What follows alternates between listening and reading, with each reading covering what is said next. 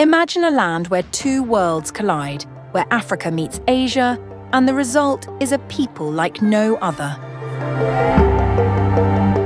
What if I told you there's an African nation that doesn't quite look African?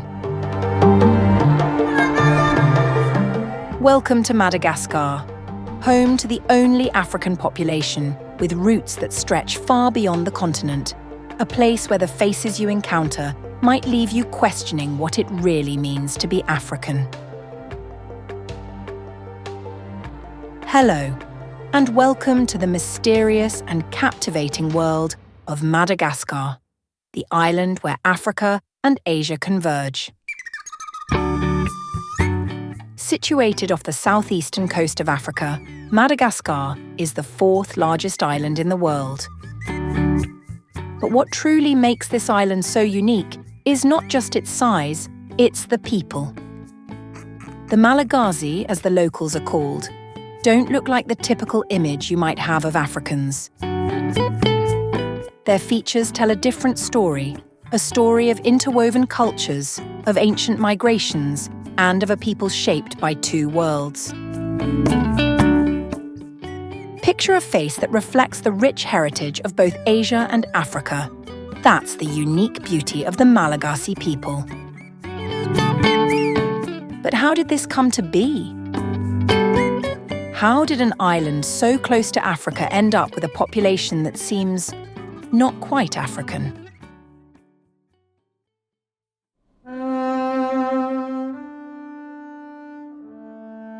Centuries ago, long before colonial powers even knew of its existence, Madagascar became a melting pot of two distant races. While the world was divided into continents, something unique was happening here, on this isolated island. Austronesian seafarers from Southeast Asia, likely from what is now Indonesia, made the perilous journey across the Indian Ocean on outrigger canoes, landing on the shores of Madagascar. This wasn't just a migration. It was a foundation. They didn't simply visit, they stayed, mixed, and created a new identity. But that wasn't the end of the story. Around the year 900, Bantu people from East Africa crossed the Mozambique Channel, drawn to this mysterious island. And so, two vastly different groups, Austronesians and Bantu Africans, became the ancestors of the Malagasy. But that's not the controversial part. Scientists have debated for years. Was Madagascar first populated by Africans or Asians? Genetic studies suggest that the island was initially settled by a small group, predominantly women from maritime Southeast Asia, with only a few Africans in the mix. Could it be that Asia touched the shores of Africa before the Bantu migrations we know of today? Are we looking at one of the earliest examples of globalization, long before that term even existed? Madagascar's people are living proof that identity can't be confined by borders. Today, the Malagasy are a fusion, a population that speaks Malagasy, an Austronesian language influenced by Bantu, Malay, Arabic, and even French and English.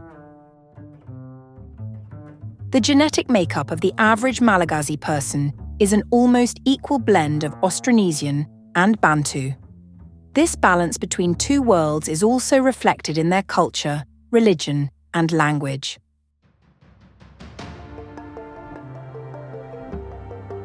Nearly half the population identifies as Christian, yet traditional ancestral rites continue to play a huge role in their lives. You'll find Sunni Muslims in the northwest and a deep connection to the land through rice cultivation and cattle herding.